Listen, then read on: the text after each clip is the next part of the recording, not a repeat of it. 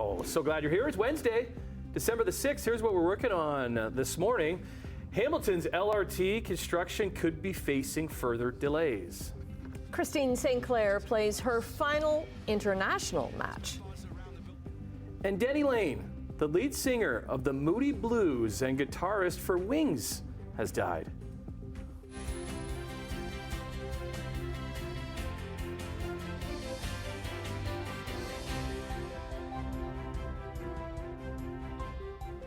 Whole gang's here on your Wednesday morning, and that's myself. There's Brian Wood. Hello, Brian. Morning, good morning, good morning.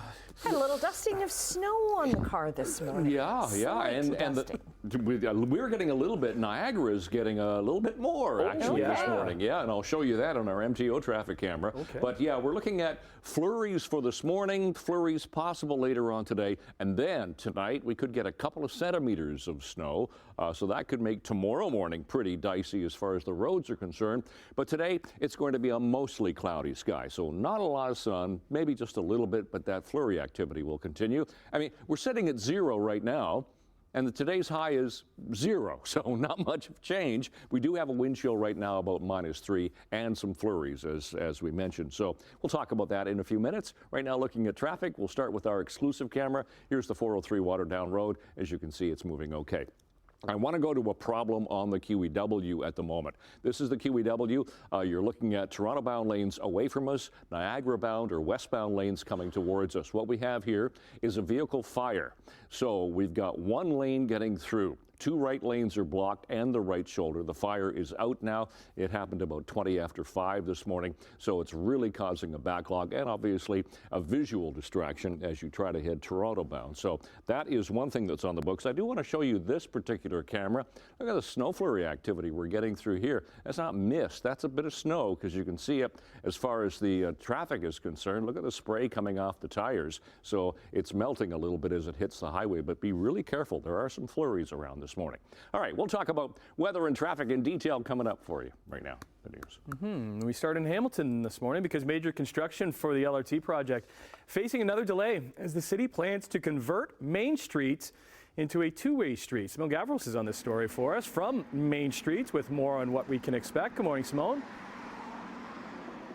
Hi, good morning, Tim. Well, yes, more delays with the LRT could be in the works, and this is as the city's working to turn Main Street here where I am from a one-way into a two-way starting in the next 2 years, and that's going to take another 2 years to complete. Now, the LRT construction plan is set to run parallel here along King Street, and this decision to convert Main was greenlit by council last year. And the focus would be along Main Street from Dundurn Street to the Delta. Now, the city says the reason behind the conversion includes increased safety for pedestrians, cyclists, and vehicles. But this change is calling the future of the LRT construction plans into question. The Main Street conversion plan is expected to take over 2 years to complete, with the goal of starting in 2026 and going until 2028. Now, CHCH has reached out to Metrolinx for an update on this timeline, and they said there's no clear details as of yet as to the timing and planning. So we'll be following those updates as well from the city. But for now, Annette, I'll send things over to you. Okay, thanks very much. Well, fire has tore through a home in Fort Erie.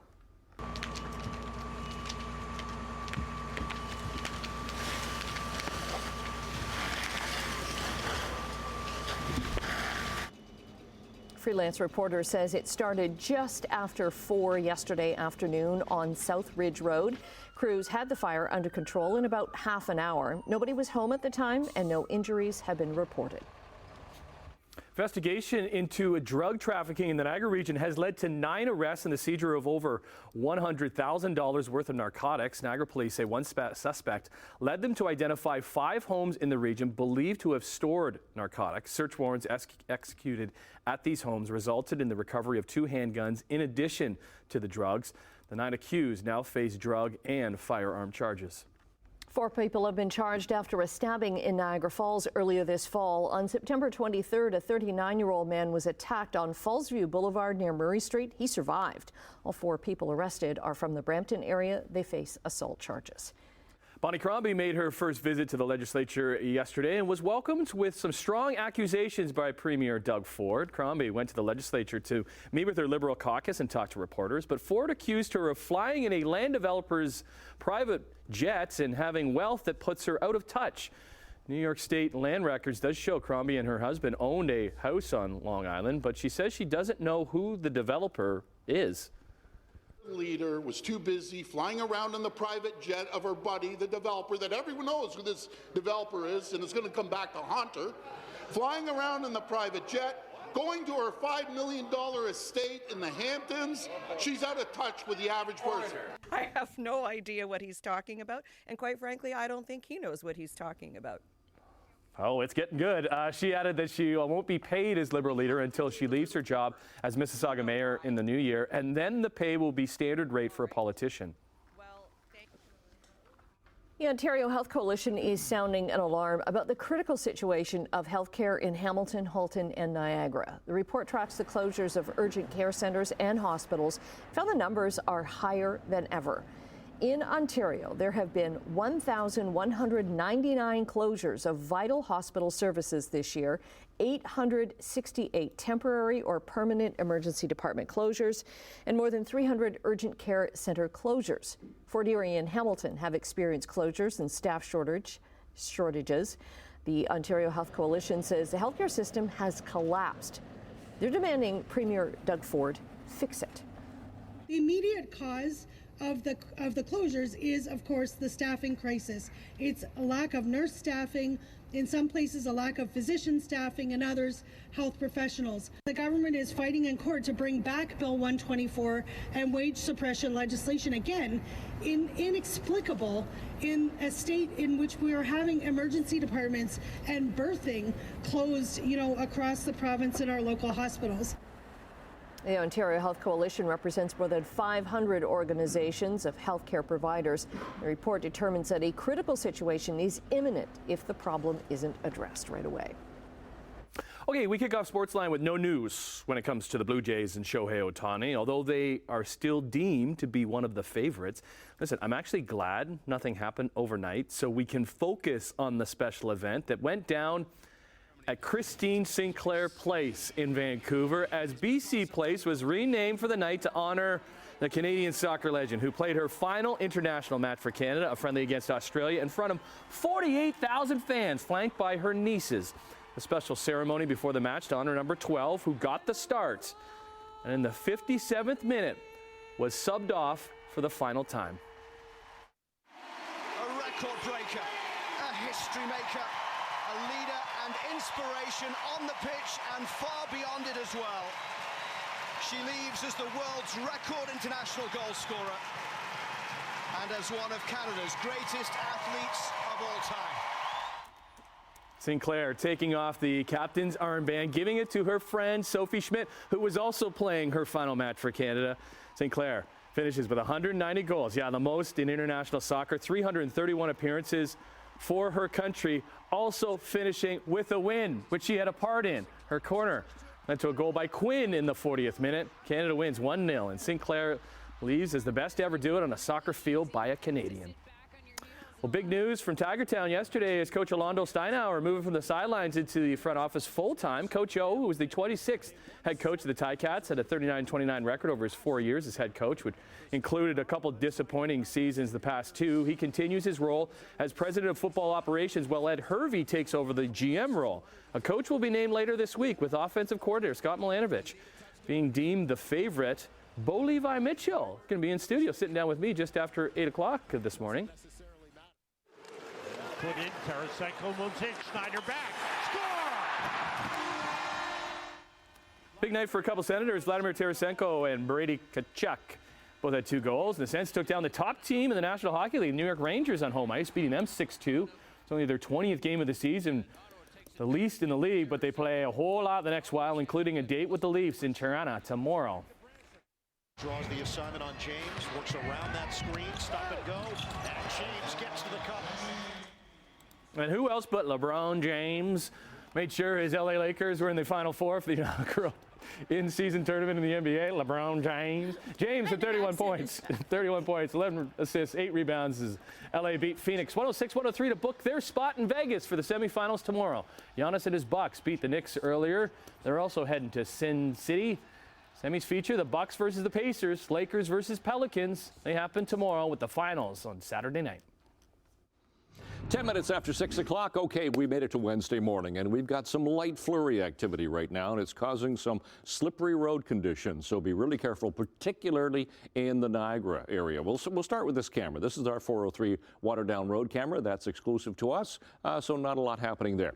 I want to go to the problem, the big problem that we have at the moment. This is the QEW. We're looking at the camera at Lorne Park. So Mississauga Road is in the distance. Toronto-bound lanes heading away from us. It's Niagara-bound that's really impacted. We had a vehicle fire here. The fire is out, but what we have now is the cleanup, and it's really causing a backlog. I mean, obviously a visual distraction for Toronto-bound lanes, but it's a real backlog trying to get past here Ontario, Credit River, Mississauga Road, and here at Lorne Park. Otherwise, into St. Catharines, really slick road conditions. We had a collision here just a little while ago. It has just cleared now, but as you can see, look at the roads that we're having here and all the way through Niagara because of that snow flurry activity. Otherwise, it's just a little bit of volume, and that's really all we have so far this morning. All right, let's get to our temperature. Temperature this morning, right on the freezing mark, like we were yesterday morning. But this morning, we have a little bit more of a wind chill. That wind is picking up. North-northwest at 14, makes it feel like -5 as that flurry activity continues. Air quality today, low-risk category, so no problem there. For school today, we're not going to climb very far. We're sitting at 0. We're going to sit at 0 for the day today. So a cool day, below seasonal, bit of a northwest wind, and there's that flurry activity. A little bit of sun could squeak through. But what we're watching is a little disturbance approaching us for tonight. There, that blue area, that's the snow that's going to arc its way across us. That could give us a couple of centimeters of snow, and then the warm front is going to bring in some milder temperatures starting after that. So today, 0 to +1. That's really all we're going to get to. A mostly cloudy sky with a chance of flurries on and off throughout the day. Tonight, a couple of centimeters possible, as I mentioned, all the way around the horseshoe. 0 to -2 and -3 degrees. Wind chills around -7 to -8, so a chilly night, but that snow flurry activity is going to impact tomorrow morning. And then tomorrow, we could even get some freezing drizzle in the morning as the temperature starts to come up, but it will come up. We'll hit 5 degrees, 4 degrees to 2 in some areas. A little bit of sun, but there's that chance of some flurries continuing. So out the door this morning, we do have some light snow flurry activity. The winds actually now are picking up, and that's giving us a wind chill of -5, but the temperature is sitting at 0. We'll look long range in a few minutes. Annette. Thank you, Brian. And Emily V. Hi. Hey, are you enjoying being the only Emily on the show these days? Well, you know, it's not bad. Remember there was two Emilys, or just like Emily 1, Emily 2, Emily V, Emily T? Yeah, like there was a lot of confusion in the newsroom where there would be like Emily and we'd both be like, yeah?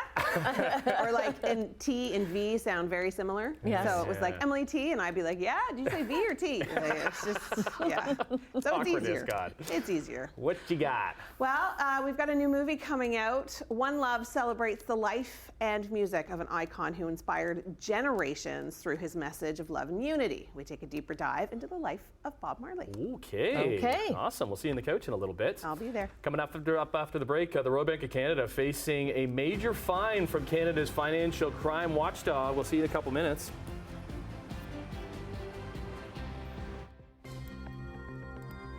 Here's the numbers for you. Canadian dollar up 6 basis points this morning, sitting at 73.64 cents US. Gold up over $4, 20.40 an ounce. Crude oil down 51 cents. Drop below $72 a barrel. Off to Europe we go on this Wednesday. Hey, Europe. Ooh, markets up across the board in London, Frankfurt, and Paris. In Asia, the markets were up today in Tokyo and Hong Kong with a slight drop in Shanghai. North American markets, the TSX was down 34 points, Dow was down 80, the NASDAQ, though, was up 44. Oh, glad you're with us on this Wednesday morning. Here, let's get into some business news. And the Royal Bank of Canada is facing a $7.4 million penalty for non-compliance with anti-money laundering and terrorist financing measures. So the Financial Transactions and Reports Analysis Centre of Canada tries to pinpoint money linked to illegal activities by electronically sifting millions of pieces of information each year from banks, insurance companies, money services businesses, along with others. So FinTrack says the Royal Bank's violations include failing to submit suspicious transaction reports where there were reasonable grounds to suspect ties to a money laundering offense. SAG-AFTRA members have agreed to a new contract with major film and television studios. They voted 78% in favor of the deal, but only about 38% of union members voted. The contract ends a 118-day strike. The new 3-year deal reportedly includes more than $1 billion in new compensation and benefits. It follows a deal that ended the writer's strike in September. One of the biggest issues for both groups is the rise of artificial intelligence in the industry. A cancer researcher testified before Congress in the U.S. on drug shortages that are creating difficult choices for many Americans. Oncologist Dr. Jason Weston testified before a Senate committee. He's the director of the Lymphoma Clinical Research Program at MD Anderson Cancer Center in Houston. So Weston said the absence of some generic cancer-fighting drugs, it can be the difference between life and death. This crisis impacts whether patients receive life-saving and life-prolonging oncology drugs as intended, or are forced to receive suboptimal alternatives, reduced doses, delayed treatments, or worse, not receiving our best therapies. Many of my colleagues have been forced to make impossible choices, including to choose which patients will be prioritized to receive potentially curative therapy.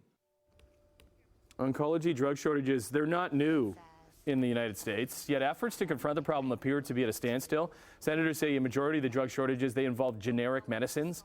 They say companies that produce generics are not making a lot of money. As a result, they say many are leaving the market entirely and fewer companies are coming in to replace them.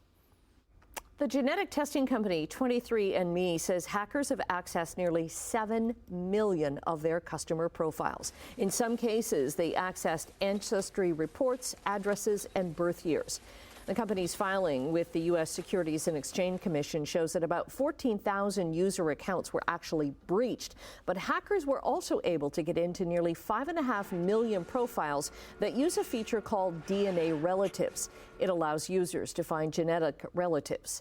23andMe adds that hackers also got into a subset of family tree information on 1.4 million DNA relative profiles. It's notifying the affected customers and has taken steps to further protect customer data.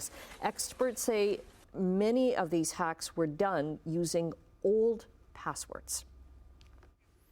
Recall for you. If you've been using certain jars of Marcel 40 Plus anti-wrinkle cream, the government says maybe stop. In a recall notice, the government says nearly 11,000 units. They do not meet Canadian microbial standards because they develop mold. So as of November 23rd, the company has received 5 reports of incidents in Canada, no injuries. The recall says to contact the Marcel Group by phone or email for a refund. You can check the affected lot numbers online. British billionaire Richard Branson is turning off the cash tap for his space tourism venture Virgin Galactic. Shares plunged on the news. Branson says he has no plans to invest more money in the company, saying it has sufficient funds already. He says Virgin Galactic, quote, has got $1 billion or nearly. Now, this year, Virgin Galactic flew its first customers to the edge of space after years of waiting. It also, though, just laid off about 20% of its staff and is working to introduce a new line of suborbital spacecraft to replace the vehicle that it spent more than a decade developing. Okay. Off and running on this Wednesday morning. A little bit of snow and more flurries depending on where you are. Brian will have a look at that and a couple issues on the roads right after this. All right, we're coming up on 6:24. Let's go right to our MTO traffic cameras, and we'll show you a couple of problems that we have on the highways at the moment. This is the one major one. This is the one at the QEW. The camera's here at Lauren Park, and we're looking toward Mississauga Road. So Toronto-bound lanes heading away from us, Niagara-bound coming towards us. That was a vehicle fire.